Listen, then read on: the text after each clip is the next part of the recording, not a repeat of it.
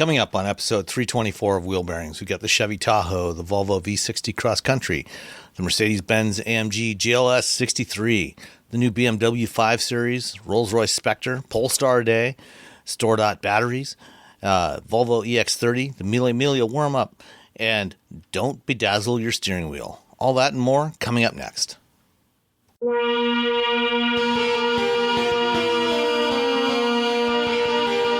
This is episode 324 of Wheel Bearings. I'm Sam Abul-Al-Samad from Guidehouse Insights. And I'm Nicole Wakeland from the Road Reflected. And Robbie is I think he's actually traveling today. Was visiting family, I think in Arizona or somewhere, and so he's not with us today. So it's just the two of us today. Sadly, Tanya was going to join us, but she is under the weather. So feel better, Tanya. Sorry to miss you, Tanya. Hope you feel better before you're supposed to fly out to California on Tuesday. So yeah, because the LA Auto Show is this week. It is, yeah, and for whatever that's worth at this point. Poor LA Auto Show. Well, it's like most other, at least North American auto shows. You know, some of the overseas shows seem to be making some progress and coming back. You know, the Japan Mobility Show was good. IAA in Munich was good. So we'll see what happens. Yeah, we're a little off kilter, I think, still here in the U.S. It was already a little bit going a little sideways before COVID, and I don't think it's found its footing post-COVID yet. Yeah. All right. Since you weren't here last week, yes. What have you been driving? Well, I had two cars to talk about that I drove over the last couple of weeks. So the first one is the Volvo V60 Cross-Country, which I think it's funny they call it a cross-country because really it's the Volvo V60 wagon. But nobody wants to say we have like a wagon in the U.S. There's also a V60 non-cross country. It's just a V60, right? But I feel like it's cross country. Like if you're not right, like lingo wise, you're like, what the heck does cross country mean? Like it means you jacked it up half an inch and put some matte black plastic wheel arch extensions on there, so it looks sort of SUV-ish. Sort of SUV-ish. That is exactly how to describe it. Sort of SUV-ish. So I actually really like Volvos, and we're going to talk about another one later on. So, but I like the cross country. I think it does a nice job. Like what I like about Volvo is they're very, like, especially this one, and it's sort of an upscale luxury car, but it's not, in some ways I feel like it's not. Like they don't do things for the sake of flashiness. You're not going to find chrome just to make it look fancy. You're not going to find weird colors and weird trims and things just to make it look like you spent money on something and it's like almost becomes garish. Like, because some luxury cars get too much. Mm-hmm. It's like you open it up and you're like, this is too much of everything. It's that I don't know, there was some famous fashion person who said, look at what you're looking at in the mirror and then take one accessory off. Like they over accessorize luxury cars. There's too much happening. Volvo does not. They actually take it down a notch and make it a little bit more manageable. Well, they're Swedish. They're Swedish. So it's, yeah, more Swedish. So I like that. For me, I really like that. And in this car, that's exactly what they did. They're standard all-wheel drive, so it's perfect for ye olde winter weather that is coming any second now. It's finally got cold here, so I feel like winter's going to happen like tomorrow. There'll be snow, which is normally how it goes in New England. It has a turbocharged 4-cylinder with 247 horsepower. So it goes, it moves, it's fine. You get onto the highway and it's surprisingly responsive. And it has really good road manners. It's quiet. Like that's the part I feel like a luxury car has to nail. It has to be quiet, especially in, SUVs, it's trickier because they're giant toasters, they're giant blocks. So they're hard to keep all of the wind noise and the road noise and all that kind of muted. In something that is a wagon or a sedan, it should be a little easier for them to do. And they do a great job. It's such a nice, comfortable car to drive. And what I really appreciated, the back seats, when you have a bench seat, they're generally relatively, depending on how nice a car is, sometimes they're flat as a pancake. There's like zero contour. Other times there's a little bit of fancy stitching, but they're not truly contoured. This one, the back seats on the outboard sides are truly like slightly contoured so that you feel like you're sitting, it's not like a bucket seat up front, but they're unbelievably comfortable. But you get some lateral support. Yeah, you get some lateral support, which is not common. Stitching and fanciness, sure, but this actually has lateral support, which you don't get in a lot of cars. Funny though, it's not like you're going to be taking corners at like 120 miles an hour in this, but still to have that little extra support if you're going on a road trip is something that I think is really nice. There's a 9-inch infotainment screen. There's an 11.2-inch digital instrument cluster. So it has that everything digital dashboard that makes a car. I think when you don't have that anymore, I feel like it makes a car look dated. I know there's plenty of cars that don't have digital instrument clusters, but as that's becoming more and more and more common, when you get one that doesn't, it's like, oh, like you've stepped back like way farther in time than what you think. They feel dated. So in a luxury car, you should have that. The one I had Napa leather seats and there was wood trim. And one of my favorite things in a Volvo is when they have that Orfor's crystal gear shift. I love that. Like that's the one blingy thing in this Volvo, but it's not like it's like blingy and just tacky, like chrome. It's not ridiculously ostentatious, right? It's like, oh, I have a lovely crystal gear shift. Thank you very much. Like it's a crystal gear shift, but it still looks really nice. And I think because the rest of the car is very, like you said, very sort of muted, very Swedish, very refined and reserved in its luxury, having one little touch that's a little bit more bright and stands out. And I noticed, and I don't know that I noticed this before, if you look at the gear shift, it actually says Orfor's. Like you have to kind of look at the right angle. I've never noticed that before. Yeah, so you have to, so it's like, I don't think it's on top of it almost looks like it's in back. I can't tell where it is in the crystal gear shift, but if you sort of angle yourself just the right way, and it's very small, it's not like the size of the whole gear shift. I don't know, it looks like it's maybe the size of a quarter, if that. There it says Orfor's, so you can see it. You just have to look just the right way. So next time you sit down in a Volvo with one, you have to just like keep shifting in your seat until the light hits the gear shift, and then you can see that it tells you. But even that, we're not going to scream from the hills that this is a crystal gear shift. We're just going to like, oh, by the way, if you look at this the right way, this is in fact crystal, not a giant piece of plastic. So that's really pretty. And again, I like how it creates the vibe in there. And rear passengers, even like in this one, and I don't know if it's all of them. In the one I had it. You get your own climate control, and there's heated rear seats, which my daughter thought was like the best thing ever. And this was the fancier of the two trims. I had the Ultimate, and you know what? I just realized I didn't put pricing down on this. But I like, I feel like Volvo is a brand overall. I like Volvos. I think they do a good job of balancing being practical. This is a wagon. It's got room for 5 people. It's got plenty of cargo room. It's easy to drive, with being luxurious, with high quality materials, with a nice design, and with plenty of power. And I feel like the Volvo Cross-Country does that. So I'm a fan. Have you driven the Cross-Country? I have driven the Cross-Country. Did you have the plug-in hybrid, or was it just the gas engine? I just had the gas engine. Sorry, I had to think back. That was like 2 weeks ago. Yeah, the reason I ask is because in the past, all the Volvos I've had that had the crystal gear shift were always the plug-in hybrids. Wait, no, I take that back. I'm sorry. I'm remembering what's in my driver right now. It was the plug-in hybrid. I believe it was. Sorry, I take it back. It was. Sorry, I had to think. Was it? I thought it was. I have this memory that I mean, I don't know if they may offer that as an option on the gas engine too. I don't know. Yeah, I think this was a plug-in hybrid. My brain tells me it was, but I'm going to be honest. It's been a little bit since I drove. Like I said, this was like 2 weeks back that I drove this one, and now I'm drawing a complete blank as to whether it was the plug-in hybrid or not. I'm not gonna lie. It's all right. Cool. So what else did you have? Well, I also had, when I'm driving this week, and this one is in my driveway, and I don't have a Monroney for it, so I kind of sort of built it, so I kind of sort of know how much it cost. I have the 2024 Mercedes-Benz AMG GLS 63. It's a long title. So that is the fanciest of the GLS. So you can get this.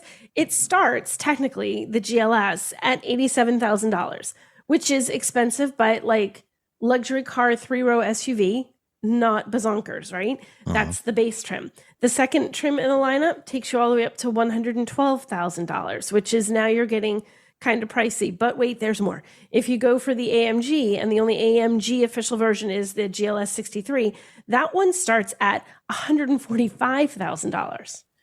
So now you're really getting up there. I tried to build the one I have, and I think when I looked at all the options, mine's probably running at around $160,000 as it sits in my driveway. It's beautiful. It has this dark green color that when you look at it, you think it's black until you turn the right way, kind of like the gear shift in the Volvo. You look the right way, you're like, oh, wait, there's color to that. So it's this beautiful green. And I had the wheels, These are the funkiest wheels ever. They're like a solid wheel. So instead, like they're actually like they're a monoblock wheel is what they call them. So when you look at it, it doesn't have lots and lots of little tiny spokes or cutouts. It's pretty much like a solid piece. It sort of makes me think of how, it makes me think of the old, I think it was the Honda Insight, had those very flat wheels to help improve the airflow over the, it reminds me of that. But it looks super fancy because they're matte black. Also, absolutely terrifying to try and drive this anywhere near a curb. I'm like, oh God, oh God, oh God. Because if you even remotely, it's not just going to be like you scratch it, it's black. So it's going to be like this horrible line. So it's a little bit horrifying to have to drive in tight spots. I'm parallel parked like 5 feet from the curb. I'm like, not taking any chances. I'm not scratching these wheels. But it looked fabulous. Like everybody was commenting on how it looked every place I went. They're like, that car looks fantastic. It has a 4-liter V8 bi-turbo. There is plenty of power, 603 horsepower, 627 pound-feet of torque. This is a 6-passenger SUV. It's not small. You wouldn't know that it's a 6-passenger SUV. It has a 4.1 second, I think it's 4.1 second 0 to 60 time. That's ridiculous for a car this big. Kind of modest by modern EV standards. So I think, by EV standards, this is not an EV. This is an old-fashioned gasoline engine. It really has a lot of power. When you floor it, you're going to move, and it also sounds great. It has that neat. Again, luxury cars are a little bit of a different animal than straight up performance cars. Yes, this is the super fancy, elegant, most luxurious and performance version of this vehicle from Mercedes, but it's still a Mercedes. It still has to be somewhat refined. And that means in this particular car, you feel that power, it's aggressive acceleration, and you hear the engine, but it's always that sort of muted engine sound. Like it's as if you're in some place, like you're like, okay, you're walking to a club, or you walk by a building that's playing really loud music and you hear the from outside, but you open the door and it's loud and in your face. This is from outside. It's like the slightly muted. You hear the engine, but it's not in your face like it is in a real true, just all I am about is being fast and being a sports car, which is like what it sounds like when you open the door of the club. So I like the sort of muted power of this. And the interior is just, it's crazy. It's crazy. In fact, when you sit down, all I have done is unlock the door and I've opened the door and I've sat down. I haven't done anything yet. And it plays this little AMG graphic across the screen. It goes like, like what was the thing in the movie theaters, the surround sound thing that would play that? It used to play this really like this certain THX, and it made that really whoo sound and then boom to kind of let you know like you have surround sound. It does that just to let you know you sat down, like welcome, boom. It's really kind of cool. So that's kind of neat. It has the voice control for its infotainment system, and I find Hey Mercedes to be halfway decent. It hears Russ sitting in the passenger seat. Not everything hears your passenger. It doesn't hear him super well in the passenger seat. Like it hears him, it knows he's speaking, it knows he said, "Hey Mercedes," and then the command, it's like, oh, it did not hear the rest of what you said. Like, so it kind of hears him and understands him about half the time. For me, I felt like it was pretty good. When I asked it to do something, it was good about doing it. I even didn't know, and this is weird. I sat down, it was freezing cold. I hadn't looked to see where all the controls were. I'm like, I'm going to try this. I'm like, "Hey Mercedes, turn on the heated seats and the heated steering wheel." And it's like heated seats turned on. This car not equipped with a heated steering wheel. It's $160,000 and it doesn't have a heated steering wheel. I've got a $35,000 car in the driveway right now that's got a heated steering wheel. And that's ridiculous. Telling you, I looked. My first thought was, "Hey Mercedes, you're wrong. Like this has got to be missing." But we looked and I could not find the heated steering wheel. That's probably an extra $2,000. It was probably an extra $2,000 as a stand-up. I'm like, oh man, I would be so bummed. I was like, I don't have. So I'm driving along my $160,000 car with a really toasty butt and freezing cold hands. So that was a little disappointing. It's like, that shouldn't be that way. But in the back, we did have, I think it was the executive package, because there were heated and ventilated second row seats. I don't know if it was again, because I was trying to piece this together, but it did have a nice heated second row that my daughter's like, "Oh, this heats up really fast." So she again got gold star for that. It's roomy, it's quiet. It has, the chrome trim on the, as you step into the car, it has a chrome trim on the tailgate. It has the fancy little puddle lights. So when you open up your car, there's a Mercedes TriStar shows on the ground. And it's lit up inside. Okay, I didn't change the colors, but it was this really dark, vibrant purple, and it goes all along the trim. But it's even on the center console. There are these two little sort of handles on either side. I don't know why the driver would suddenly need to grab on for dear life, but if you did, that's where you would grab on for dear life. And even that is outlined with lighting, so it's like purple lights everywhere when you sit down in the car. It looks beautiful, and I feel like it definitely has to. This is more like we talked about the Volvo being kind of muted, sort of a reserve, and granted, far less expensive than this, but that's like a more reserved, refined, not in your face luxury. This is a little bit more traditional. Everything demands your attention. Everything says you spent a lot of money on this car. Hey, look at me. I'm rich. Yeah, exactly. This one screams, hey, look at me. I'm rich. The Volvo's like, I might have some money, but I'm not garish. I'm not going to be crass. I'm not going to be, in your face about it. The Mercedes is like, yeah, right here, me, money. So, and if you want that, that's fine. I don't have a problem. If you want to spend 160 grand on an SUV and it makes you happy, then spend 160 grand on an SUV and be happy. So I like the Mercedes, except for the fact that it, to the best of my knowledge, does not have heated steering wheel, although it does have a heated and cooled cup holder. Well, but in the grand scheme, Sam, you want to maintain the temperature of whatever you're drinking. You're going to need the warm drink to keep your hands warm because your steering wheel doesn't have exactly. Yes, maybe that's the trade-off. Okay, you want to pick up that nice heated Yeti mug from your heated cup holder. Yes. Every time your hands get cold on that unheated steering wheel, just grab that stainless steel Yeti, warm up your fingers a little bit, have a drink, and then put it back down. Maybe that's it. That's the trade-off. Okay, now it all makes sense. Of course. Totally makes sense. So those are my two cars that I've had over the last couple of weeks, both of which I really like, in very different vehicles. And I'm always surprised or sort of, I don't know, I guess, rich people have kids too, but I just can never fathom like a car this nice. Generally, this is a family car. You're not buying this for just a couple. You could, but you're probably not. So you've got kids back there. And I look at all the pretty Napa leather and the suede and all the mechanical stuff that could easily get bits of non-mechanical stuff stuck into it. I'm thinking, I can't. Blobs of ketchup and mustard. And like the French fry that falls and then gets squished and becomes fry mush. Those will blend real well with that Napa leather. Oh, God. Eventually, when they mold and turn brown, no one will even know that they're there. They'll just blend right in with those seats. Exactly. Yeah. That's the part that I'm like, gosh, but I guess if you have 160 grand to spend on a car this price, you probably are like, well, let's just go get it detailed again, honey. Yeah. You probably do that weekly anyway. Right. You have your weekly detail. They just take it, they clean it. You drive your other cars while it's being detailed. Or, somebody comes and picks it up from your office while you're at work. Oh, even more so. And gets it all cleaned up. And then, by the time you walk out of the office, it's back right where you left it. Perfect and shiny in your executive parking space where you left it that morning. Exactly. Yeah. So those were my vehicles for the last couple of weeks. Excellent. Well, I had something that kind of falls in between price wise, but is probably actually bigger than both of them. And that is the 2023 Chevrolet Tahoe RST. And so this is kind of the high end, most premium version of the Tahoe.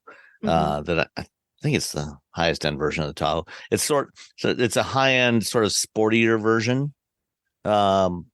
Not that a Tahoe is ever really sporty, but it does actually kind of sound sporty because it's got a 6.2 liter V8 with quad exhaust tips, and it's got it definitely sounds like a high performance small block V8. It almost sounds like something you would expect in a Camaro or a Corvette. It's got that classic small block growl, thunder, rumble to it. So there is that. But this is a big SUV, but not the biggest that Chevrolet makes, because they also have the Suburban, which is basically this with an extra foot of length on it. So the Tahoe, the one that I have, has the second row captain's chairs rather than the bench seat. So it's I think is it. I'm not sure if it's got. I think it's got 3 seat belts in the third row, but you would not actually want to, try to, unless it was like kids, or very slim friends. You would not want to try to pack 3 in the back row because it's not that wide. But it does. Ever since the current generation, when they finally adopted an independent rear suspension, now the rear floor, because one of the problems with the Tahoes and Suburbans in the past, when they still had a solid rear axle compared to the Ford Expedition and Navigator and some of the other vehicles in this class, with a solid axle, they always had to have the rear floor pan had to curve up and in the back to give clearance for that axle to move up and down. Mm-hmm. And so now the rear floor, stays lower all the way to the back tailgate, which means that when you're sitting in that third row, you're sitting in a much more comfortable, natural position. You're not sitting with your knees up in the air, above your hips. So you can sit in a more comfortable position. So that's good. There's adequate rear headroom and legroom in the third row for adults. I can fit back there fairly easily. And it is, by the way, it is 3. You were going back and forth because this technically, I'm Googling and it says it seats up to. Technically, you can get I think you can get that front row possibly with a bench seat and have 3 in that front, or maybe you could at some point. I don't think so. I don't think they offer a bench in the front anymore. Okay, because it's like things are coming up saying a bench in the front, but I'm seeing 7 to 8. Maybe there is, but or maybe you can get this year, but you definitely have 3 in the back. Yeah, and the second row bench, that's 6 and then 2 in the front. Yeah. So this is a big traditional American SUV, and compared to past generations, when they redesigned it, GM really upped the game on materials and fit and finish and this thing, because in the past they always, even though they were not inexpensive, they always felt a little cheap relative to the price point and relative to a lot of the competition, with hard plastics and everything. This definitely feels more premium. It's got lots and lots of towing capability. The 10-speed automatic is smooth. I think you can tow something like 10,000 pounds with this. I didn't pull up all the specs for this particular variant.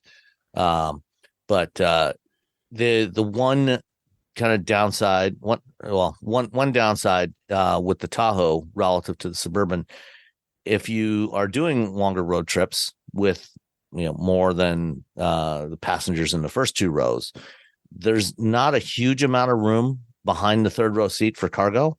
Mm-hmm. So if you're regularly doing longer road trips with more than 5 people in the vehicle, you may want to consider the Suburban instead, because you get that extra length. So you get a little more third row legroom, but you also get a lot more rear cargo space with the Suburban. So if you've got especially if you got younger kids, you got to pack all the detritus that goes with having younger kids, and whatever luggage and gear. The Suburban might be a better choice in that case. But for hauling people around town, this definitely has no issue with that, aside from just the usual issues of an SUV versus a minivan.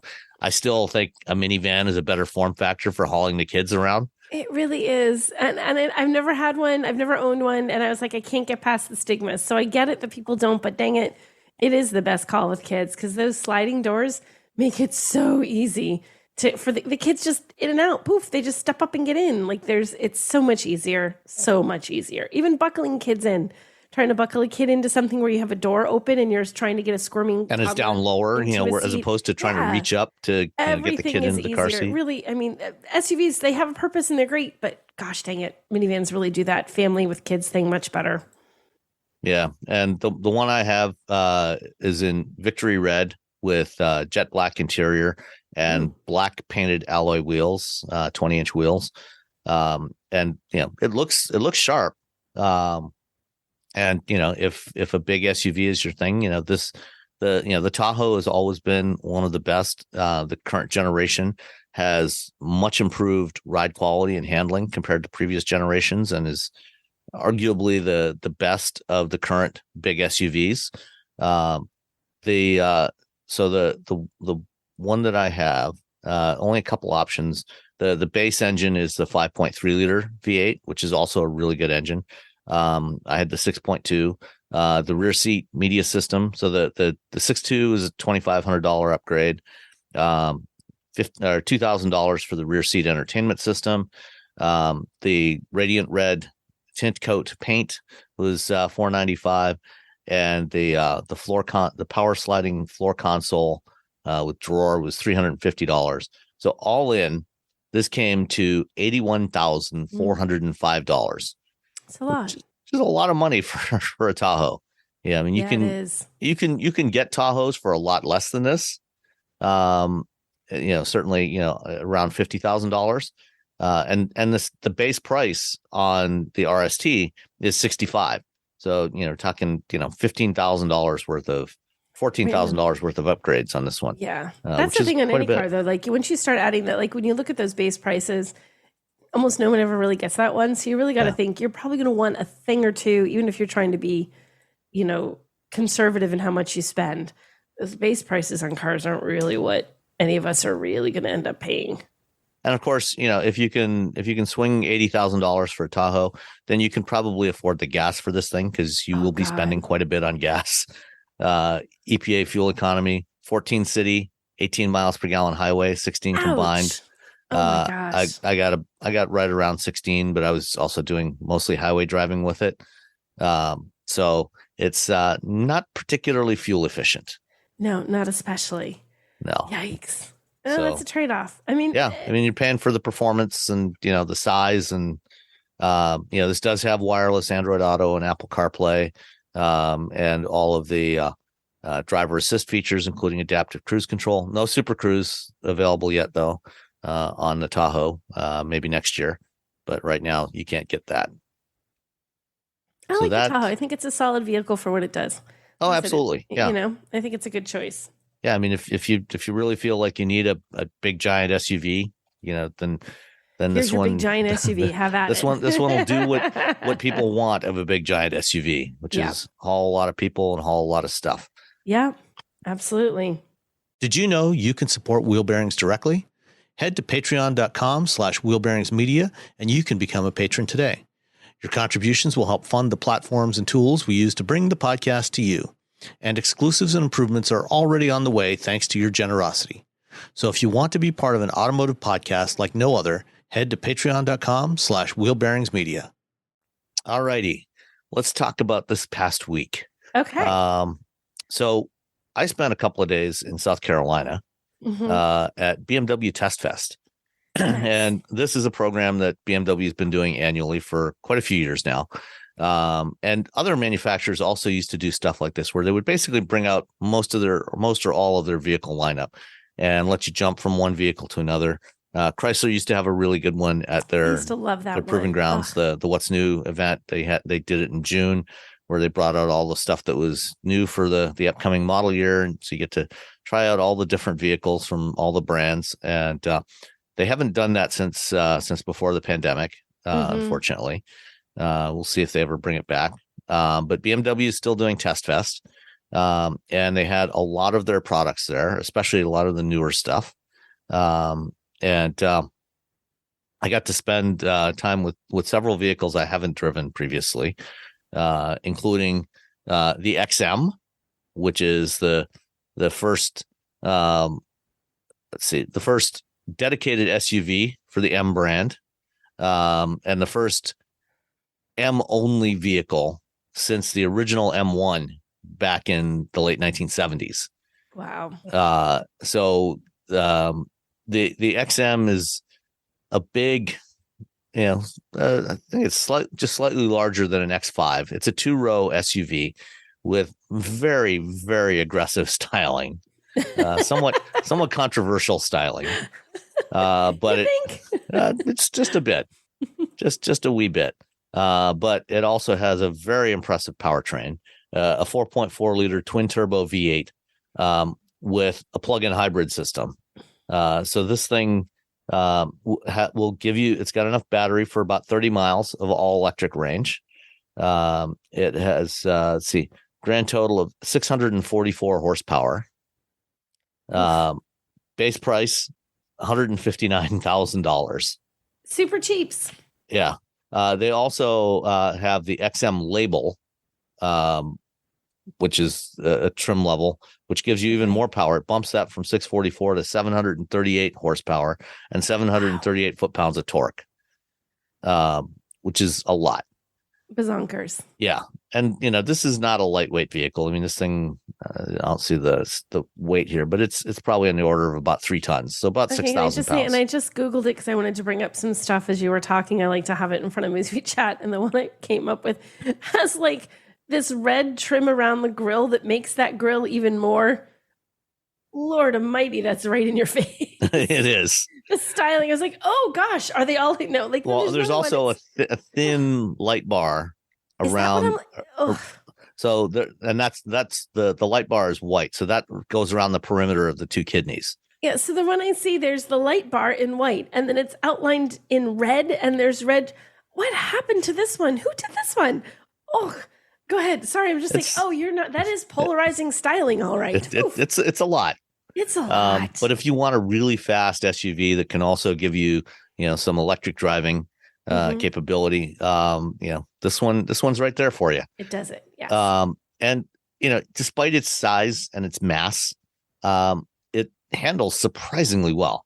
Took it on a little mountain route, some curvy roads near Greenville, and it handled it well. I mean, you do have to take care because of its size, on narrow roads. At one point, there was some trees that were or some bushes that were kind of sticking out a little bit into the roadway, and there was an oncoming vehicle in the opposite lane. So wanted to make sure to leave enough space there, and so it did, brush along the side of the passenger side of the car just a little bit. But it's was it as scary as my $5,000 wheels on my Mercedes? No. It definitely not as scary as those monoblock wheels, but those are cool looking wheels, by the way. They're really cool. But so this, so the XM, is probably not something I would personally go for. But if you're in the market for something like, a Porsche Cayenne, turbo e-hybrid, or trying to think, there's not really anything else quite like this. That's the Cayenne's probably the only other one that is close to this. It's also a plug-in hybrid with a lot of performance. If you're in the market for something like that, this is worth a look. If you like this more aggressive, kind of chunky styling. The car I was most interested in driving though was the new 5 Series. How was that? It was really, really good. I like the design of the new 5 Series. It does not have, it has a fairly large grille, but it's not a ginormous, Bucky the Beaver style twin kidneys on there like you have on the i4 and the 4 Series. So the 5 Series is more restrained in its design. I think it looks really sharp. And it is really, really good to drive. It handles really well.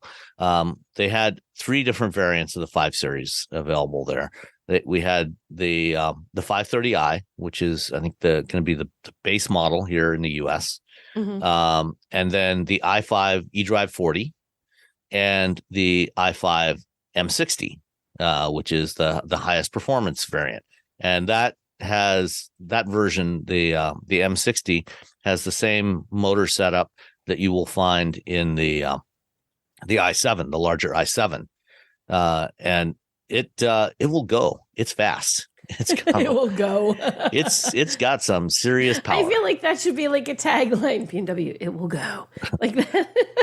Nice short little tagline. It will go. No, it's got some juice, all right. And let me find it here real quick. The i5 M60, it was really fast, but I think personally, if I was actually buying a new 5 Series, I would actually go for the eDrive 40. So the M60 is a dual motor, all-wheel drive version. The the eDrive 40 is single motor rear wheel drive. So similar to what we had on the i4, where we had the M50 and the eDrive 40. The M60 will go from 0 to 60. It's got 593 horsepower, goes 0 to 60 in 3.7 seconds, which is it's more than sufficient. Speedy quick. Yeah. More than adequate. More than adequate for getting on the highway. The eDrive 40, 335 horsepower, 5.7 seconds 0 to 60, which is still very, very quick. Still speedy quick. And yes. it is all the power you'll need. And you get more driving range with it. You may not be able to beat a Tesla Model 3 Performance, or Model S, in a drag race, but how often do you really do that? If you want there's someone who does that every day. This might not be the car for them, but otherwise, if you want a nice, upper mid-size luxury sedan that is quick, handles really well. The only complaint I would have with the handling is maybe the steering feedback. The steering was a little light, even in sport mode. Mm-hmm. But it was precise. It went exactly where I pointed it. And it was still a lot of fun to drive this car. Yeah, I can see why. I have not driven it, so I'm a little bit jealous, but because I've not done Test Fest, so I've not been able to experience that. But I think that's fun.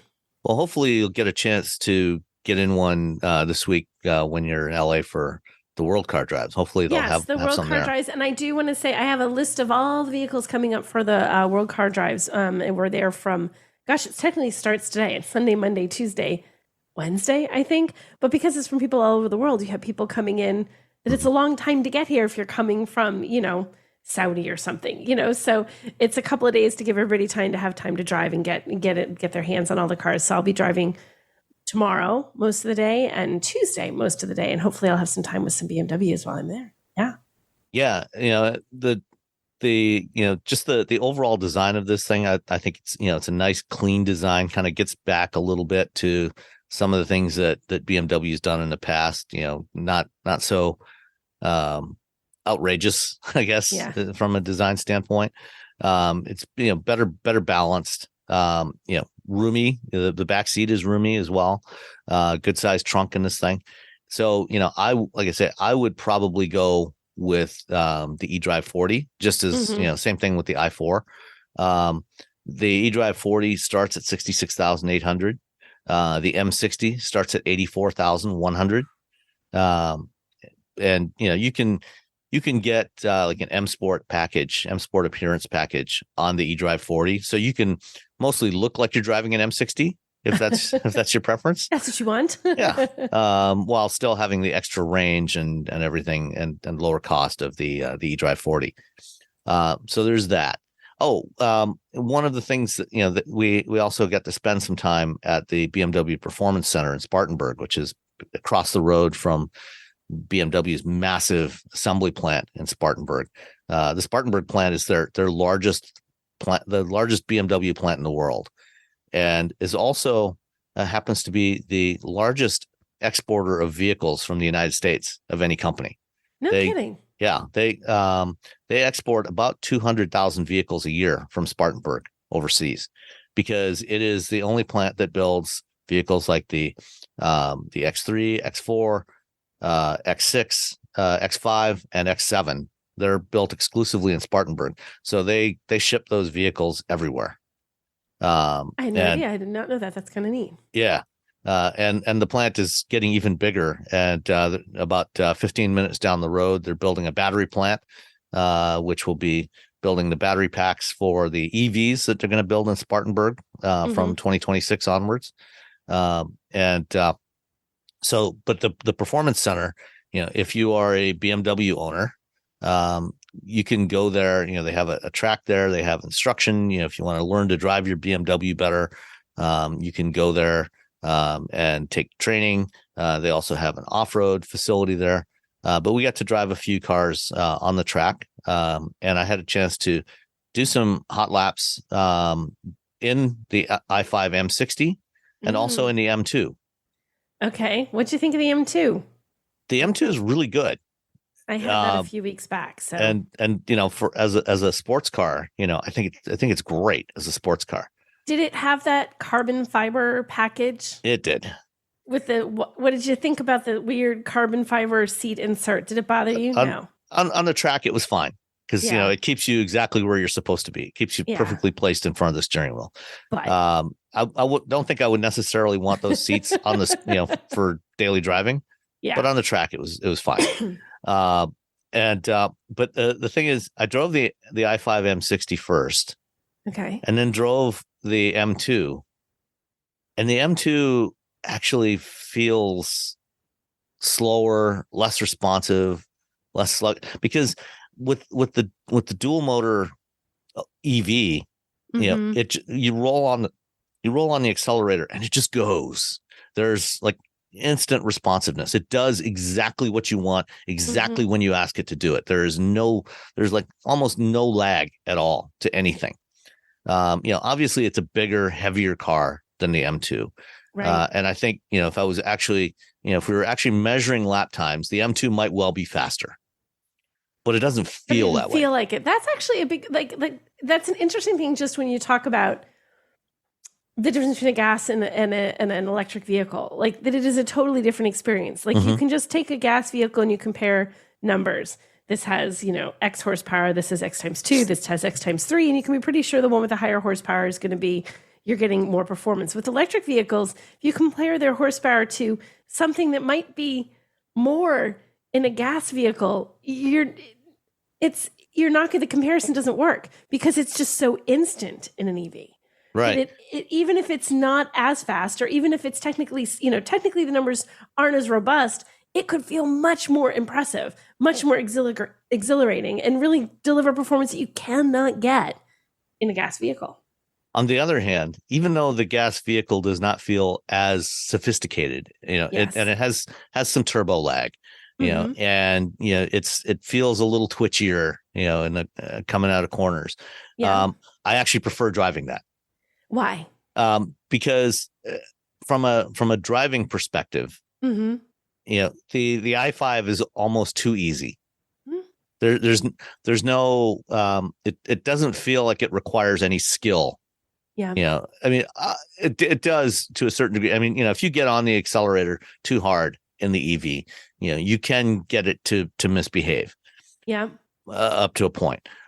But, it all, and this is actually a complaint I have about a lot of modern performance vehicles, is they have gotten so good that to approach their limits and to kind of exercise your own skills, you have to push them so hard that if something does go wrong, you are going to be in big trouble.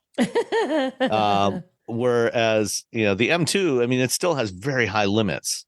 Right. But there's things about its behavior. Like I said, there's a bit of turbo lag, and if you get on the gas, at the wrong time, you can get the back end to come around, and, and it can feel a little twitchy, and, but, then when you turn in, it doesn't necessarily turn in quite the same way, it doesn't feel as responsive.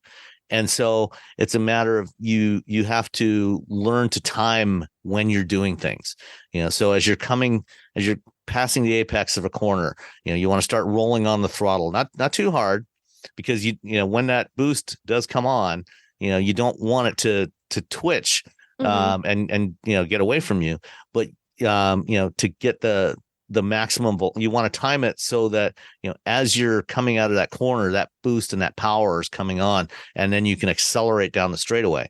So it takes a little more skill. It's more challenging to drive, and as someone who enjoys driving, and trying to be a better driver, it's more enjoyable from that perspective. The i5 might well be, offer similar lap times, but it does it in a very, very different way. And so, I like the i5 a lot. If I was in the market for, luxury midsize sedan, that would absolutely be on my list, on my shopping list. But, as a sports car, I would take the M2. I like the M2. I'm a big fan of the M2. I love it. I can't compare it to the other, but I do love the M2. I forget, did you have a manual or an automatic? I had an automatic when I had it, which even, and that's the thing, you're talking about things getting so good. It's an automatic, but like there's something fun to shifting gears, sort of visceral physical experience of doing that. But even as an automatic, that car was a heck of a lot of fun. So, so that's the i5 and the M2, the XM. Let's see what else. We also had a chance to do some ride-alongs in some vintage BMW race cars. They had 4 of them there. They had a 1980 M1 Group 4 car that ran an IMSA in 80 and 81 that Tom Plasinski was driving. He's the head of communications for BMW North America. And how was that? It looked great. It sounded great. Unfortunately, I could not manage to bend my body in such a way as to be able to get through the opening between the roll bars into the seat with a helmet on and everything. I just could not get myself into it. Some older cars are like they're not made for people. It's just like you have to be short and skinny, right? Literally, just short and skinny and flexible, and very flexible. More flexible than I am. Yeah, especially once you put a helmet on your head. If you've never worn a helmet, it makes you very bobblehead. Yes. Even in a regular old boring, vehicle that's not even specifically a race, like done to be racing, you'll wonk your head on the door frame every time. If you don't really tuck your head in. So as soon as you make things, the confines a little smaller, they get really hard to get in and out of. Yeah, but I did get to ride in a 2011 M3 GT. Which also raced in the American Le Mans series. I remember watching that car running in ALMS more than a decade ago, and the Z4 GTLM, which and then they also had I think a 2006 M3 GT with a 6-cylinder. The E92 and the Z4 both had V8 engines, and they were a lot of fun to ride in. Then the last thing that I drove was car that is probably the most appropriately named car on the market today. Yes. The Rolls-Royce Spectre. I feel like the name, though, makes me immediately think there should be a villain going, as he drives away and blows up the building behind him. And I wouldn't be surprised if that was what that villain was driving. That is what it is. But, Spectre is a ghost, a phantom, that floats along silently. And that's what this car does. I mean, it is the first electric Rolls-Royce, battery electric Rolls-Royce. It has an absurd amount of power. Let's see, 190 kilowatt, 190 kilowatt front motor, 360 rear motor, over 600 horsepower altogether from this thing. Lots and lots of torque. And this is a fairly good sized car that is not lightweight.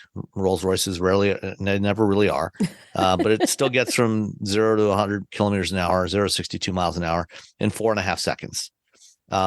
But it does so in such a way that you don't really feel like you're accelerating that fast. It just goes. And it is, when you're inside with the windows rolled up, it is silent. So the Spectre is a coupe. And I think it kind of replaces the, what was the previous coupe? The Dawn? No, the Dawn was the convertible, right? Yeah, I feel like Dawn was Dawn Spectre. Oh my gosh, I'm just trying to blank on my Rolls Royces. Yeah. Because I'm in them so often. Yeah, exactly. Once a year at best. Wait. Spectre, Phantom drop head coupe, I think. Or no, maybe, was something. No, that was a Phantom. There's a Spectre. Anyway, it replaces the previous gas engined coupe. Ghost? Yes. No, the Ghost is a sedan. Dang it! I got nothing. Okay, fine. Go ahead. Okay. That's all I got on the Rolls-Royce. It's a coupe with a big long hood, which seems like it could fit a V12, maybe a V16 engine in there, but it doesn't have that in there. But it's battery electric, and as with other Rolls-Royce coupes and convertibles of the last couple of decades, it's got rear hinged doors, so they open up. And the one that I had was in this fabulous green color. And I got about 30 minutes with this car, and it was amazing. I mean, when you're spending this kind of money on a car, you expect it to be the best of everything. Absolutely. So this thing had these plush yellow carpets in there. The interior was sort of a gray with yellow accents, like almost school bus yellow accents, which looks pretty wild. It had the shooting star stuff that I've seen before in the Phantom, in the headliner of the Phantom. They had it in the door inserts and the side panels in the rear, as well as in the headliner of this thing. When you turn on the climate control and you turn up the fans, most cars, when you turn up the fans, they make a lot of noise. They do. Not in a Spectre. At anything but the highest fan speed, you almost don't even hear them. Like at medium speed, you do not hear the fans at all. And if you put your hand over the vent, drives me nuts. Yeah. If you put your hand over the vent, you will feel the air moving, but you do not hear the fans. It is really amazing. That's what you get when you spend how much? $420. Okay, sure, $420. I could buy another house, or I could buy one of those. Yeah. Oof. Can you imagine? Can you imagine for 1 second? $420,000. Yeah. This was a fabulous two-tone finish, green lower, black upper, the bright chrome grill, which is wider than traditional. They said this is the widest Pantheon grill they've ever put on a Rolls-Royce. That's saying something, because the grill on the Rolls-Royce is not exactly reserved. It's nice. Traditionally they've been a little bit narrower but taller. This one is lower but wider. Okay. So they've kind of squished it down. And then what else? There was something else about this. The infotainment system, is a variant, a reskinned variant of the BMW iDrive. And this car is just so effortless to drive. It just accelerates effortlessly. It's quiet until you put the windows down. Then it makes some wind noise. Yeah. But as long as the windows are up, it's just amazing. And the doors are powered. So there's a couple of switches on the center console because they're rear hinged. It's a bit of a reach to, you don't want to have to exert yourself to go and pull the door in. So you can just too much effort. Press the button on the center console, and it just motors inwards and closes. And if you want to let a passenger in, you press the other one, pull the other one up, and it motors outwards and allows them in. Effortless, as if your butler was there, your invisible butler was there doing it for you. Butler. One interesting detail: the wheels that were on this particular one, and I don't know if you looked at the picture I dropped in the chat, Nicole. As they were describing this the night before, it's these I think 10 spoke wheels. The spokes on here are actually a stylized version of the wings on the Spirit of Ecstasy, which is the classic Mercedes hood ornament, the woman on the hood. Rolls-Royce hood ornament. Yeah. And so this is a variant. The spokes, these pairs of spokes are a version of the wings on there. Okay. I guess I can. I'm looking at the picture now. I guess I can see it. Yeah. Kind of, sort of. Yeah, I can see it. Okay. I'll give them, yes, sure, it is. So, if you've got beautiful. nearly $500,000 to drop on a new car, and you want to be relatively environmentally friendly, zero emissions, the Rolls-Royce Spectre, it'll go about 300 miles on a charge, and do it in the ultimate in luxury. It's beautiful. It is a beautiful car. It is quite stunning. All right. What were you doing this week? Well, this week I did something a little different. I've done this once before. So I was in Virginia, in Middleburg, Virginia, at the Mille Miglia US Warmup. So the Mille Miglia is a race that runs in Italy in June-ish. And I want to say there's about 200 or 300 cars is the limit. It's a limited number of vehicles. Like, it's very, very hard to get into. They vet the cars. They determine which cars get to go in. And it's not just that you have a fancy old car. If there's 10 other fancy old cars just like yours, they might only pick one of you because they want to have a certain variety to the vehicles that are there. But they do warm-ups actually around the world. They do a bunch of them.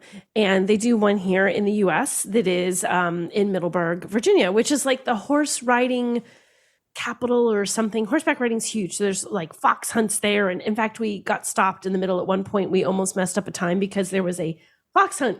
And we see all the, like, look at all the riders on their pretty horses. We're like, oh crap, they're going to cross the road quickly. We must get through them before the fox hunt does. So that's the area where they run this. But basically, the Mille Miglia isn't a just get from point A to point B as quickly as you can race. It's all about precision driving. And the two big things in that precision driving are, one, they will give you a section of road where you have to maintain your speed. So for the next 10 kilometers, you have to go exactly 45 kilometers per hour, let's say, and you have to maintain that. Well, it's a public road and there's twists and turns and hills and ups and downs, and you have to maintain that. So you're sort of having to adjust your speed back and so as you go to make sure, like, you go up a little bit to keep that speed up a hill, but then go down a little bit to make sure you're not going too fast on the way down. So that's one of the precision things. The other one is that there are, and this is, I think, is the harder part of it, but I guess it depends on your point of view. But you're driving, you know, the little pneumatic tubes that you drive over when you go into a gas station, it goes ping, ping.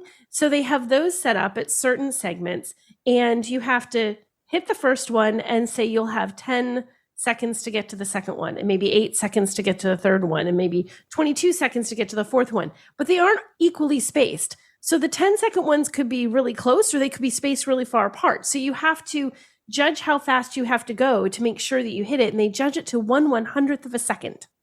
So it is really precision driving. And the people that do this, there are places where you can do this all the time in Europe, like weekend driving things. Like we have Cars and Coffee. You can enter these sort of races, rallies to do this and be practicing all the time. And if you have, there's the there's the Mille Miglia era and the post Miglia era. And I was just trying to look up the year and I forgot it. It's like because it's older cars basically and newer cars. And if you're in an older car, especially if you're trying to do that kind of precision thing and you're driving all the time, you get to practice with your car all the time and you get used to it. You can do the same thing with a new car, but I drove the Alfa Romeo Tonale, which I've only driven one other time because I drove a newer era car. And so it's a little bit weird in that I don't have a lot of practice in this. I did the rally last year and we did quite well. We got first place for novices and second place for the post Miglia era. This year didn't do quite 1957. as well. 57. I couldn't find the year. 1957. This year it's weird. We did worse, but we did better. So our score was better because we were better at it. We actually did better. We had fewer penalties. We got a better score, but we had some people, when you're in the novice category, you're only a novice if you have not actually run the race in Italy. You could have run 1 million of these races in other capacities, but you just haven't officially run the Mille Miglia in Italy. So we had someone who had some experience, and they were a great team. They won. They had a Volvo, and they were with, I'm not going to say the tire company right, Vredstein. How do you say it? Vredstein. Vred. I don't know. I'm not familiar with that brand. I can't. Yes, and I can't say the name of their tires right to save my life. Vredestein. I think it was Vredstein. Anyway, sorry to them and to everybody who's correcting me who knows exactly how to say it. It was their team. They won for the Dutch. It's a Dutch tire maker. Is it a Dutch tire maker? Yeah, okay, I've never heard of them before. Okay, well, they also sponsor the rally in Italy. So they sponsored here by having a couple of teams entered here, and super fun guys. And so we didn't win the novice category. We actually came in third place in novice this year, but with a better score than we did last year. So it's like a loss, but a win. Like for a personal, like I did better. But others did more better. Others did more better. Well, the funny thing was the second place person, and I'm going to call it out because it was just amazing. The second place person, you probably going to recognize this name, Lisa Barrow and her husband, Jack. Lisa Barrow was, she's recently retired from Stellantis. And her husband's been racing cars and driving cars, this big thing his whole life. He wanted to try. They came in second place. Excellent. So they did really good. So I'm like, if I'm going to get beaten in second place, Lisa, have at it. So it was super fun to have her there, but just as Lisa, not as Lisa from Stellantis. She is just Lisa. Her and her husband were driving a Porsche. Super fun time. And it's 3 days. You start the first day that you're there. You spend a day that they just have you at Summit Point at a racetrack to practice and kind of hone your skills and kind of get familiar with it again, especially if you've never done it before, to figure out how to do things. then you spend Thursday, Friday, Saturday actually driving, and you're driving through all the over Hillendale, all through Virginia. It's a beautiful area. I mean, it's an absolutely beautiful area, and there's a lot of gorgeous vintage cars that are there, along with some newer cars like us. The people of Middleburg are absolutely amazing. Like, I am now a fan of Middleburg, Virginia. We stayed at this resort called the Salamander, which is very fancy. And we've stayed there. There's actually been some drive programs. I remember I did a Volkswagen drive program there out of there years ago. But the people in the town so embrace the fact that they host this rally. The day that you're leaving, the very first day for the race, half the little kids aren't in, like, they're all lined up with little Mille Miglia flags, and they wave their little flags and they all cheer as you start off. They have a little one day where you sort of all go into town and you display all your cars. They close off a little section of a side street, and it's like this sort of like block party.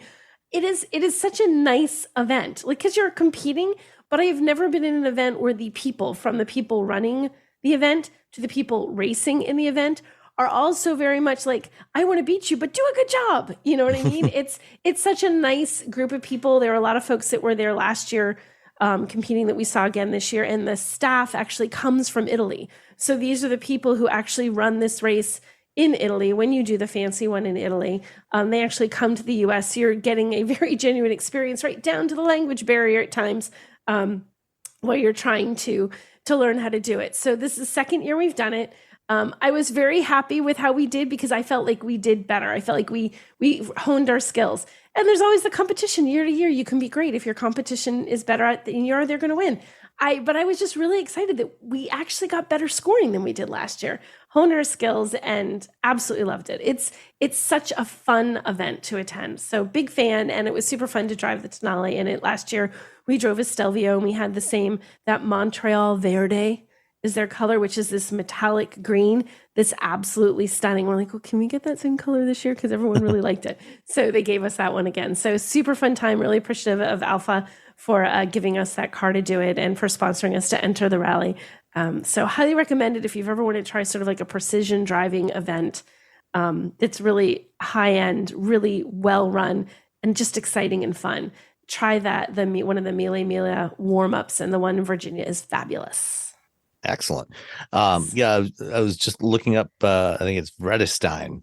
Vredestein. I can never say it right. Vredestein. Yes. And one of the things they make tires for a variety, for modern vehicles, but they also do tires for agricultural and industrial vehicles, like tractor tires, things like that. But one of the things they do is they make a line of classic car tires. Because a lot of most older cars, classic cars, finding tires for those vehicles can be really hard, because they weren't running on 18, 19, 22, 24 inch wheels. They were running on 13, 14, 15 inch wheels at most, and they were a lot skinnier and a lot higher profile. So, it's funny. So we're when we're staged all in line and we're driving with these cars, and like, we're in our little modern Alfa Romeo Tonale, which is a compact crossover with big beefy tires and big beefy fenders. And when you pull up, as we're sort of staged, you're next to some of these vintage cars. They're so low. Like, I feel like I'm looking at, I might as well be like in a tractor trailer for how low they are outside my window. And when you see their tires next to the tires, like, oh my gosh, do those actually count as tires? They're so skinny. They're so very, very skinny. So finding those specialized tires, that's where a company like, I can't say the name of, comes in. Redestein? Yeah. They have sizes for their Sprint Classic tire, down to like 135 width, 135 millimeter width, which is a really skinny tire, really 14 inch rims, and a whole bunch of sizes. So if I'll put a link to this in the show notes. If you're a vintage tire guy. Yeah. This is a company you might want to take a look at for some vintage car tires. They had a couple guys driving a Porsche that was part of the more modern cars, and then driving a Volvo. Really great guys. They're in these two teams. They were really fun. Thoroughly enjoyed the people and the company. They had a rep from the company who was super fun, and the smack talk was fabulous. I always appreciate someone who has a good sense of humor and sportsmanship when you're in something like this and you have a little fun with it. But a great group of guys that they picked to drive their cars, and I'm really happy they won, because you like to see people that you You always want the best person to win, yada, yada. But when the person that wins is someone you're like, yeah, I actually like that guy, it makes it even easier. Fabulous. All right. Well, from Test Fest, I went to Polestar Day. Went from one coast to the other. And on Thursday, Polestar had an event for investors and friends of the company and media at the Barker Hangar in Santa Monica. And, they announced a bunch of stuff. They also had the first ride-alongs in their next two new products. But they had all of their currently announced products on display there. So, right now there's the Polestar 2, which has been with us for a couple of years, and they just did a major update for 24 model year. Went from front wheel drive to rear wheel drive on the single motor, and got a little more battery capacity, I think. But the next two vehicles coming are the Polestar 3, and can you guess what the one after that is? Polestar 52? No. It's not quite. It's the Polestar 4. I should have gotten we were having some discussions among the group about their model naming strategy, because there's no, it's basically just, sequential order as the vehicles come to market. There's no meaning to any of the numbers other than when they arrived. And can you imagine 10 years from now, Polestar 15 or 20 or something? Like when do you it's like people say that with the iPhone too. At what point do we stop putting numbers after that? Yeah. So the Polestar 3 and 4 are both crossovers, quite different, very similar in size, but quite different from each other. And then the 5, which is coming in 2025, is a 4-door fastback sedan. Kind of very similar in overall shape to something like the Audi A7. And then the 6 is the Roadster that they showed originally as a concept a year or two ago. I think it's the O2 concept. And that's the production version of that is coming in 2026, and it looks fantastic. But the Polestar 3 is based on the same platform as the upcoming Volvo EX90, and it's going to be built in South Carolina at the Volvo factory there.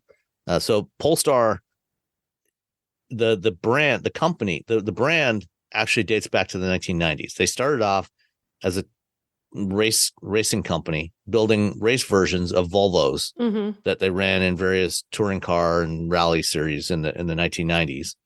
And then they started working directly with Volvo to create Polestar versions, high performance Polestar versions of various Volvo models, and then eventually got acquired by Volvo.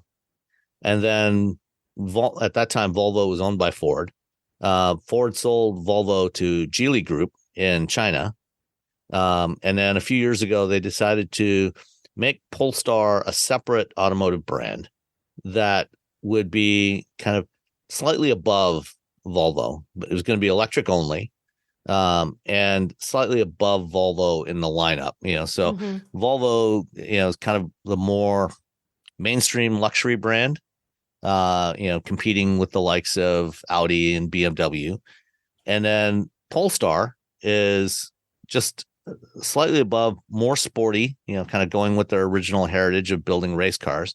A little more sporting, a little more premium than the comparable Volvo models. So the Polestar 3, where the Volvo XC90 is or EX90 is a big 3-row SUV. The 3 is slightly shorter, 2-row, 5-passenger, and a little more sporty looking, but more luxurious than the Polestar 4. And it's going to have the 3 is going to have a starting price of around $84,000. The Polestar 4 is almost the same overall length and width, but it's lower. It's meant to be a sportier alternative and also a little more affordable. And it's going to have a starting price of somewhere around $60,000. They haven't announced final pricing yet, but it'd be somewhere around $60,000 starting price. And the 4 is initially going to be built at a Geely factory in China. But they announced on Thursday that they're also going to add production at a plant in Korea which is part of Renault Kia Motors, Renault Korea Motors, I should say. I was like, not wait, Kia. what? Yeah. Renault Korea Motors, which of which Geely is a minority shareholder in that.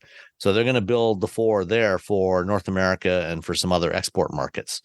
But we're going to get both of these, the 3 and the 4, on the market here in the U.S. during 2024.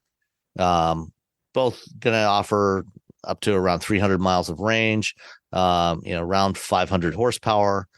So they'd be quite quick, quite powerful. We got a chance to go. We didn't get a chance to drive them, but we got a chance to ride along in them, both of them, for about a 15-minute drive in each one. Got a nice little taste. Yeah.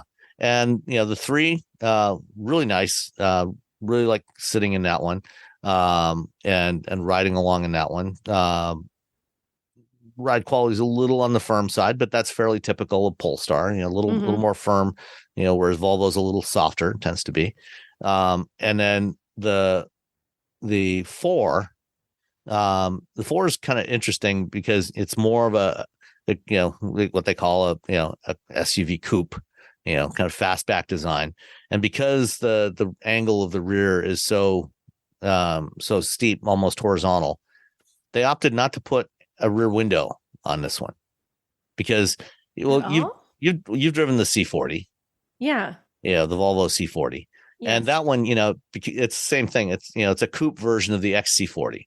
Yeah. And the rear window in that thing is just like a little slot that you really almost can't see anything useful out of it. It's like a rear window because you're supposed to have one kind of thing. Yeah. In the case of the Polestar 4, they said, you know what? That rear window is useless.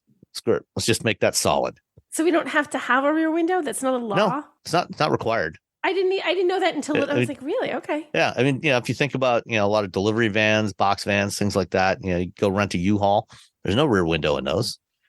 That's true. That's true. And there's also no requirement for an interior optical mirror. You just have to have them side mirrors. Do you have to have side mirrors? You have to have the side mirrors. You don't have to have the interior mirror. But what they're doing is they're doing the camera mirror system, like a lot of cars offer now. And so, you'll actually have a better view than if you had a window because the window would just be this little slot at most. So what that allowed them to do by not having the rear glass, they moved the rear structure back a little bit. So if you're sitting in the rear seat, you actually have a lot of rear headroom in the rear seat, and the rear seat sits up a little higher than the front seats, kind of the stadium seating thing. So the seating position in the rear is very comfortable. My complaint though is because the roof line is a little bit lower than on the Polestar 3. The belt line is also very high. So I have the same complaint that I have in the Polestar 2, where you feel like you're sitting down in a tub, even in the back seat. And in the front seat, I sat in the front seat and, the belt line was at my shoulder height, and I have a long torso, and I still felt like I was sitting very low in this thing. So I'm going to have to spend more time with this thing. But overall, I mean, it's a good looking vehicle, very nice interior. Although the ones we were in were still prototypes, so they weren't, the fit and finish was not to be judged, but we expect, it'll be up there, with what you expect of a premium vehicle. So the Polestar 3 and 4 coming next year. The year after, we get the Polestar 5, and then the convertible, the Roadster, the 6, the year after that. And they announced various technology things. One of the things they had, the team from an Israeli startup called Stordot Batteries, who are doing something really interesting with batteries. Their idea was to try to develop a battery that you can charge really, really fast. And therefore, if you can have, and their target was to be able to add 100 miles of range in 5 minutes. Wow. Which, they claim they can do. And, they said, if you can charge that fast, then you don't necessarily need to have, as enormous a range. So you can go with a smaller, lighter battery that's more affordable, makes the car more efficient, handle better, everything. Of course, doing that means you actually have to have charging infrastructure that can charge very fast and is reliable and is everywhere. And hopefully we'll get there eventually. But what's different about their battery is most EV batteries, the anode side of the battery. So you got a cathode and an anode. The anode side is usually coated with graphite. And so the lithium ions, when you charge the battery, the lithium ions go from the cathode through the electrolyte over to the anode side, and they get stored in the graphite. And then when you discharge, it goes back the other way, and the electrons go through the motor. Instead of most battery developers have been working on trying to use silicon instead of graphite. The problem with silicon is when you charge it, it swells up because it increases the capacity because it can absorb more lithium ions, but then it swells. So the whole cell swells up and then shrinks back down again when you discharge it, which is a problem. And so what these guys came up with was a way and so there's a lot of EV batteries already use silicon, but they usually limit it to about 10% and 90% graphite to limit the amount of swelling. These guys have come up with something that is using no graphite, just the silicon. And silicon is, sand, basically. So It's pretty readily available. What they did was they came up with this composite material that's sort of spongy, that they store the silicon in this spongy material. So what happens is as it absorbs the lithium ions and it starts to swell up, imagine the silicon embedded like in a sponge itself, and then it's contained that within a box. And so as the silicon absorbs the lithium ions and it all expands, instead of expanding the whole thing, is just displacing this spongy composite structure around it. So the whole battery, the whole cell doesn't swell up. Just the stuff just around. within that space, it takes up. It gives it has some compliance in that area of the anode, and so it's a pretty cool concept. They were demonstrating it. They were doing full charges and discharges. They said you can charge this thing at 450 kilowatts all the way up to 80% state of charge. And most EVs, once you get past about 40 or 50%, they start ramping down the charge rate. They said you can charge this all the way up to 80% at 450 kilowatts without having any degradation of the battery. So we'll see if they can actually make this all work.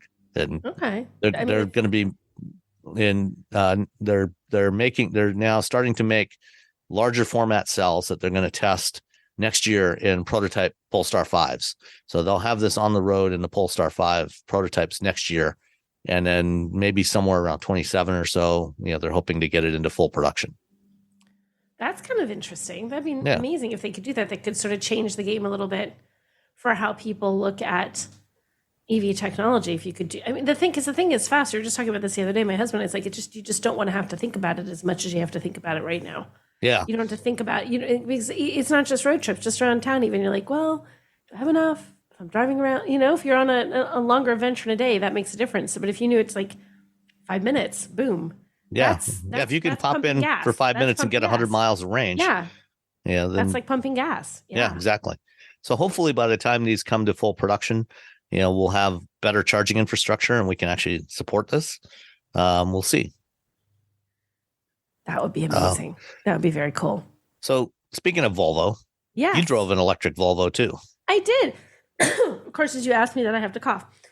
Yes, I did drive an electric Volvo. So this is an all-new Volvo, the Volvo EX30, which is the it's a I was gonna say plug-in hybrid because I'm on the wrong thing in my head. My head's on the wrong thing still. It's an electric vehicle, and it's new, and it's the first. This is the smallest. I think this is the smallest SUV that Volvo has ever done. And they did a first drive for it. It's sort of been. It was supposed to sort of be here already, and I think there's been a little bit delays and stuff. It's coming. You have not driven this at all yet, have you, Sam? No, I'll be driving one this week on Wednesday. I'll get to spend about an hour and a half with one. Okay, so we went. They actually took us out to, because I think they were basically trying to get NAC toy jurors behind the wheel of this. They took us out to Spain to drive this. And we had a good amount of time. They actually gave us more time than normal. I think they really wanted to make sure that we felt like we had enough time driving this. So we got a good couple of days driving this vehicle. So the EX30 is the smallest SUV that Volvo has ever built. So it's smaller. I think crossover. It really is crossover size. This isn't huge. And it's a big deal for them because they're trying to get a vehicle that checks a bunch of boxes, that it's more affordable, that it's smaller, so it's a little bit more city friendly, that it's an EV. And they're putting a really big focus on this one, and that they want it to be, and they've been doing this for a while, gradually in their vehicles. They're trying to really focus on sustainability.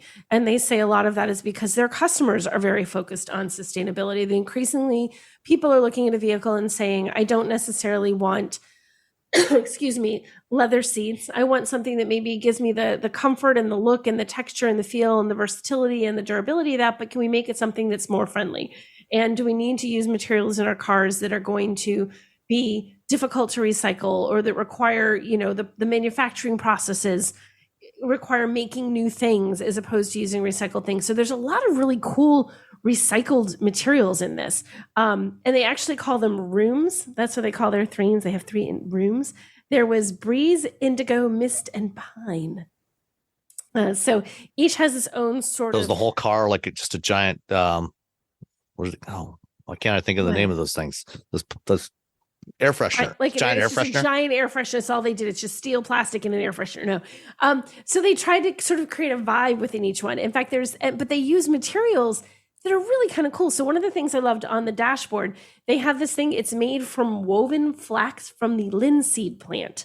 So you look at it, it kind of has like it has like a really rough sort of burlappy look to it, but it has the texture too. You feel it, but they've covered it and sealed it again so that it's durable. So it's going to stand up to the atmospheric stuff around you, the dirt, the grime, the occasional bits of rain and snow that end up in your car when you open your door. So they've used that, and it has a really neat texture, but it looks really cool. They also have in there some of the products. It's the waste product for making blue jeans. So you make blue jeans, you have waste products. Some people recycle that, but then there's these little teeny tiny fibers, almost looks like the lint from your dryer. They have managed to take that, and they have used that. They've used like recycled plastic bottles and all these really recycled things that give neat, really interesting looking interiors that don't even remotely look recycled. The only one that wasn't super keen on, they have one pattern on the dashboard, and I forget which one it's for, but what it looks like, it's a speckled pattern, and all I could think of was linoleum from the floor, like when you were in grade school, because it has this sort of speckly kind of thing. Mm-hmm. Some people absolutely loved it, but they really tried to make the interior of this car it's very unique and very attractive without using, again, it's still Volvo-y. There's nothing garish, there's nothing outlandish, but it is very, very sustainable. The amount of sustainable materials they use to create it, and even the manufacturing process and how they're shipping it, because they really put a big focus on that. So that's kind of neat. And it works with the idea of it being an electric vehicle, sort of fits with Volvo's overall aesthetic. Driving it, we did a lot of city driving and a lot of twisty, turny little European roads in Spain, and it handles really nicely. I'm sorry, I have the worst frog in my throat all of a sudden because you asked me to talk. It's like my turn now, Sam. So they have, it's available. All-wheel drive is optional. So I like driving the all-wheel drive better. It's a little bit more responsive. It handles a little better. You do feel that the handling is better when you're taking the twisties. You definitely feel it.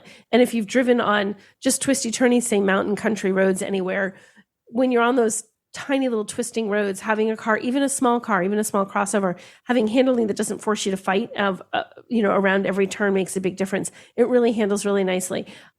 They do a thing, everyone's saying they've Tesla'd it. I don't know. I guess you could say they've Tesla'd it. There's no instrument cluster.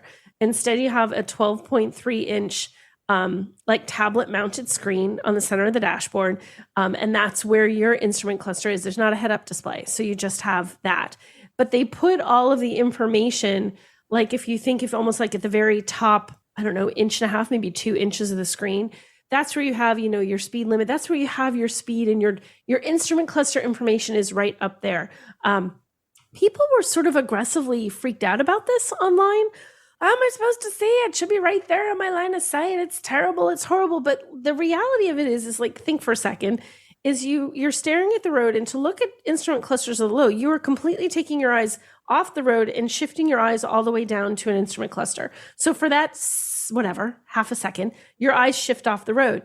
This way, you're just doing a peripheral shift to your right to check it. So theoretically, your eyes are more in line with the road. You're just doing that left-right shift. So it's not something where it's like, You never have to take your eyes off the road. You do with an instrument cluster that's traditional. You look down. Here, you're just looking right. So I'm not as freaked out by this, but people really felt this was something that online people were losing their mind over. Sam, do you have an opinion on this? I'm really curious.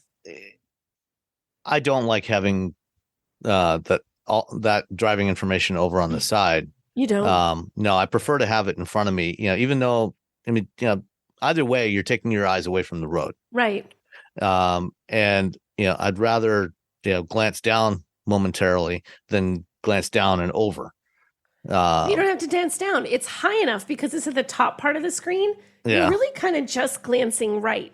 Like, Okay. It's not like you're down. You're not looking like, don't think down to like the radio, Yeah. Well, I haven't sat in the EX30 yet, so, Yeah, because I'll reserve judgment until so they put it, the screen is not low. The screen is a little bit higher. So when they're putting that information in the top part of that screen, you really are just doing a left-right shift, not a down and right. It's just a left-right shift. So I'll be curious when you drive it, Sam, to see what you think. For what it's worth, in the previous generations of the Toyota Prius, they also had, this narrow strip along the top center of the dash. It wasn't on a screen, but they had all the gauges in that area in the center of the dash.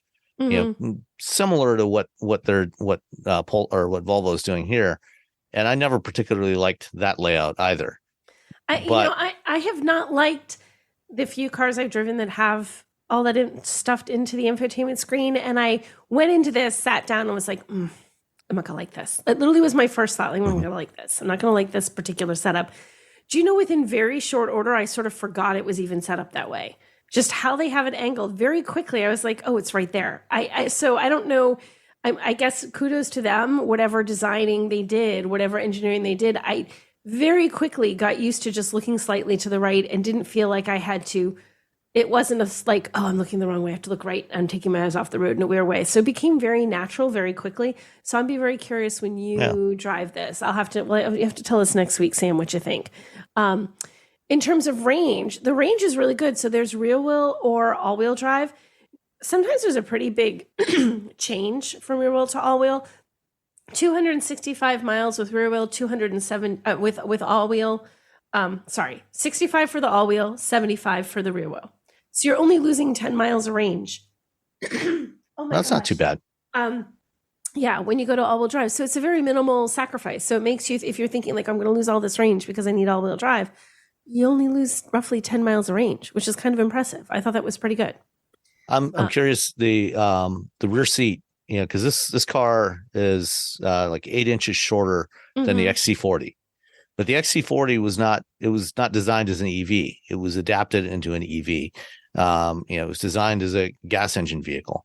Right. The EX30 is designed from the ground up as an EV. It's EV only. Right. How does the rear seat room compare against the XC40, or just in general, how does it feel? In general, yeah. So, I mean, this is a compact crossover, so you're not going to be like wanting to ride in the back of this if you're the height of like Robbie, for example, for hours and hours on end.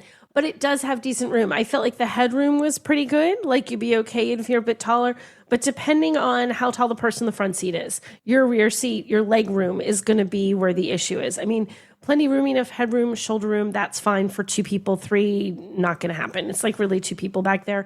But depending on how you have the front seats adjusted, it could be. But it's not one of those like something like an M2 where it's like, who are you kidding? No one's sitting in the back of this coupe. You can definitely sit back there, but it's not huge. It's a smaller space. I feel like it's really better for short stints for people in the back seat. But it is still a comfortable back seat. Like I sat back there for a little bit, was, like I'm just going to sit here and see what this is like. I had the seats adjusted for me at 5'6" in front of me, the driver's seat. Sitting behind myself, I'm like, okay, I could be okay back here. But again, that's a 5'6" person and a 5'6" person. If you put someone who is 6'3" back there in the front or the back, that's going to change it. But I did feel like it was roomier. It was more comfortable and roomier on the inside than I thought looking at it from the outside. At the outside, I thought this is going to be really tight. It wasn't actually as tight as I thought it would be. One of the big bits of news when they announced the EX30 was that it was going to start at around $35,000, which for a Volvo is really affordable. And so it does. It starts at just under $35,000. it goes up to about, it's like 41-ish, I think, is for the higher trims. So you're looking at 35. Now you got to figure, I just mentioned earlier in the podcast, you're probably not going to buy that base trim. You're probably not buying that one. So realistically, you're probably going to be spending like $40,000 on this, depending on how you want it equipped. But that's still, this is a Volvo. It's an EV. It's beautiful inside. It's comfortable. It has a solid range. It has great features. That's not a bad price. Mm-hmm. It's really not a bad price.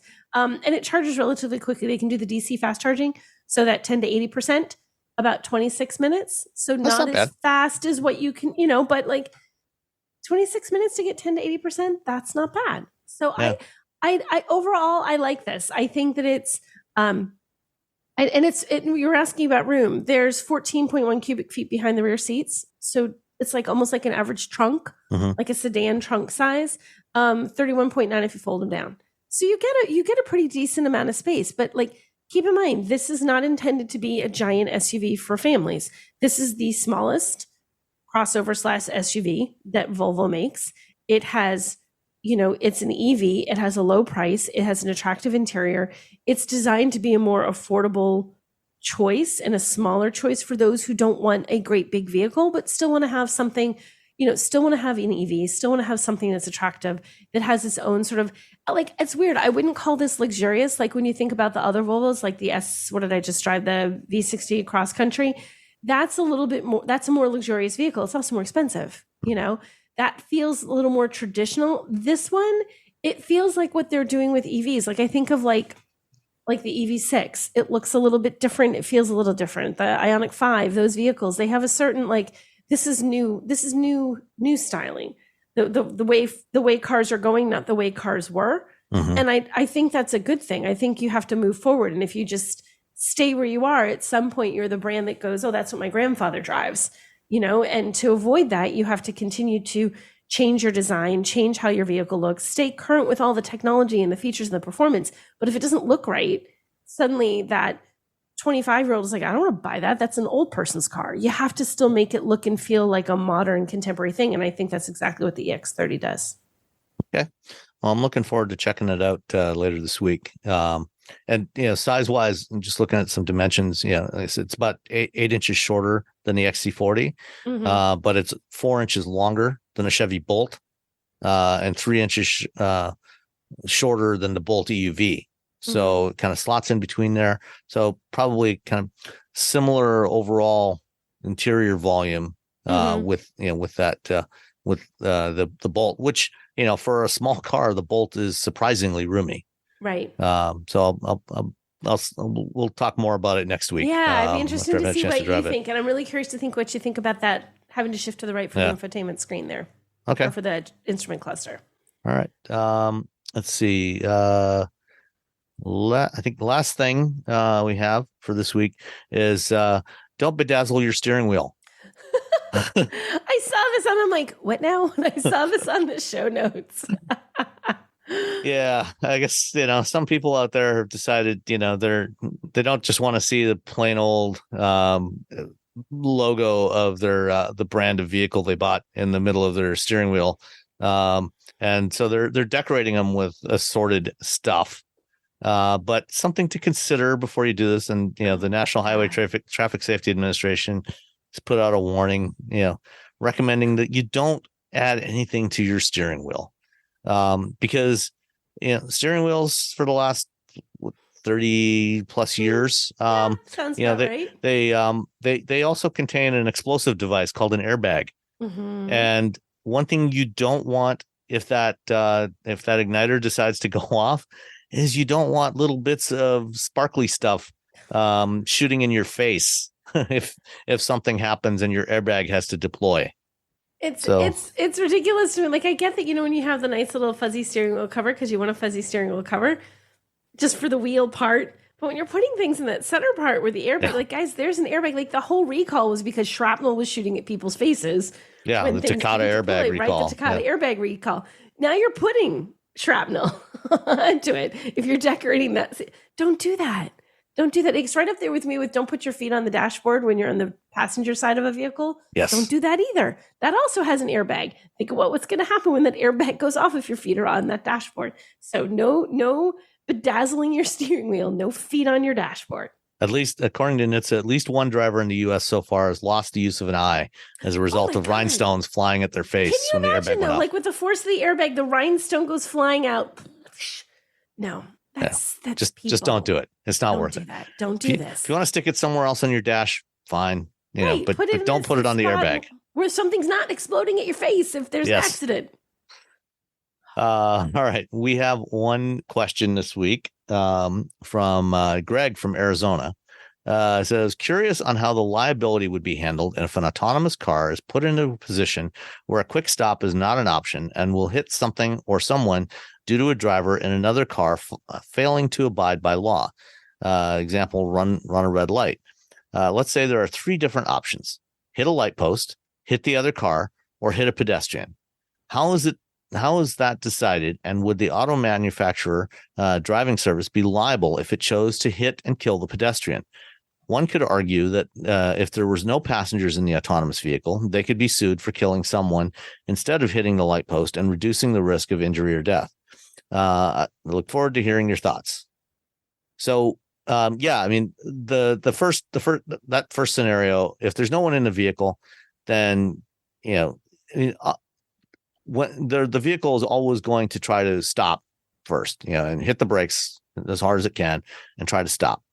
But if it has to make an evasive maneuver, it's going to evaluate whether there's anyone in the vehicle. And this is one of the things, all the robo taxis and stuff out there have cabin monitoring to know if there's anyone in the vehicle, what seating positions they're in, whether they're buckled up, and it'll make, it'll take that into account or at least it should take that into account in making its decision. And so if there's no one in the vehicle, hit the light post.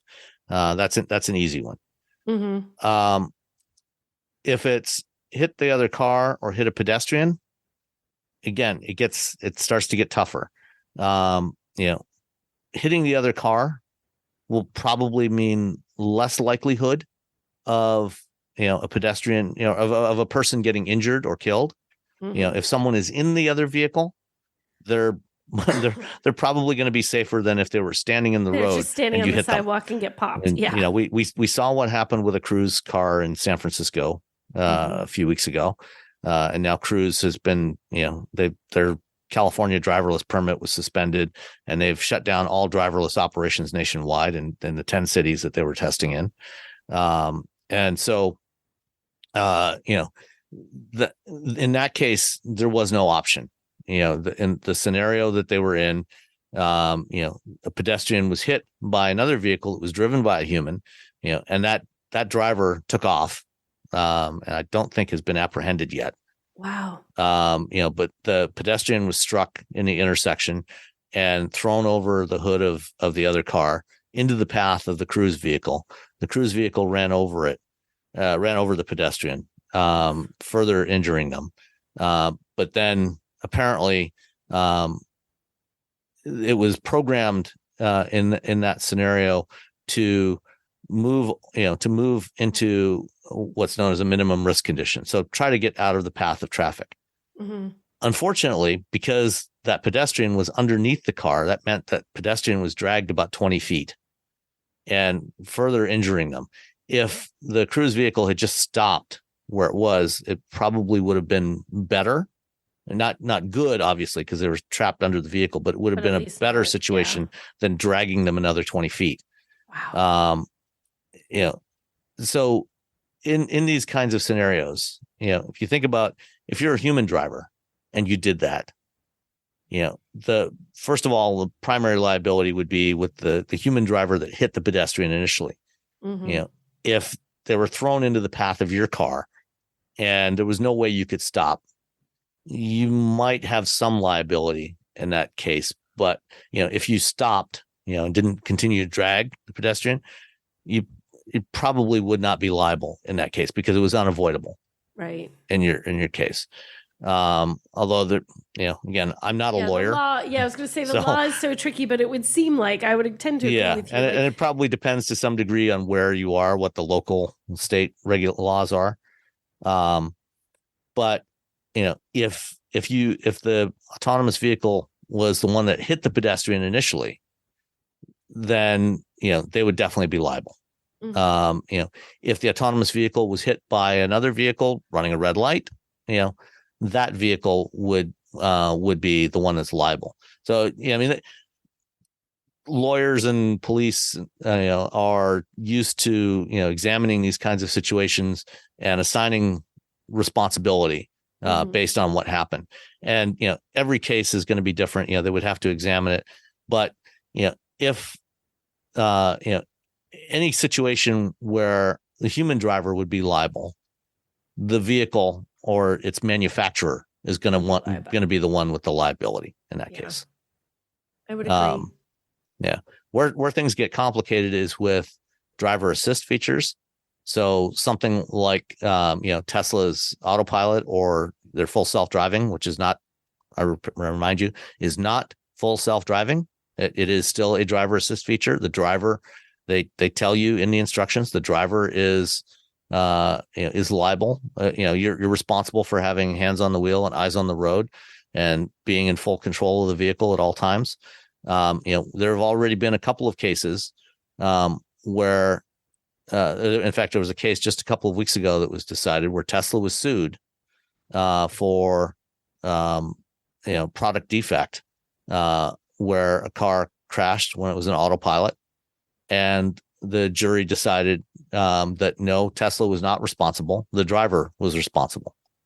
So, for anything other than, a full-on robotaxi or full-on, autonomous vehicle, you are, as a human being, you are ultimately liable for that system. And it literally, I don't think there's a single automaker out there who doesn't. If you look at the information they put out, both for us as journalists and for the public, when you look at the details of every single driver assist system, is very clear and even tells you a lot of the time on your infotainment screen as you start up a car, you are responsible at all times for the vehicle. The assist systems are just assist you. In the end, it is you. No matter what the car does, in the end, it is you. So it requires, no matter how much you think it's doing the job itself, everything still requires a driver be there for a reason at this point. Yep. The only system that, at least in Europe, is actually where the manufacturer takes responsibility is Mercedes-Benz Drive Pilot. That's true. Their level 3 system, and only while it's in Drive Pilot mode. So if a crash happens, then Mercedes has said they'll take responsibility. However, where they just launched that system here in the U.S., they made it available in California and Nevada. Mercedes has not said whether the driver is or whether they or the driver are liable. I wonder if that all has to do with the laws. It has to, with the laws in the different countries. So other manufacturers like Volvo have said that when they do introduce systems like that, they will take liability. They will be responsible for the system while the system is active. If the system is deactivated and handed back control to the driver, then of course you're responsible at that time. So, hope that answers your question, Greg. And keep the questions coming in, everybody, to feedback@wheelbearings.media, or you can drop them in the Discord, or and get lots of good conversations going on in there. Don't forget, you can get your Wheel Bearings swag at shop.wheelbearings.media. We got several different shirt designs now that you can get as t-shirts or sweatshirts or hoodies. You can also get them on phone cases if you like that. And we appreciate those that are just got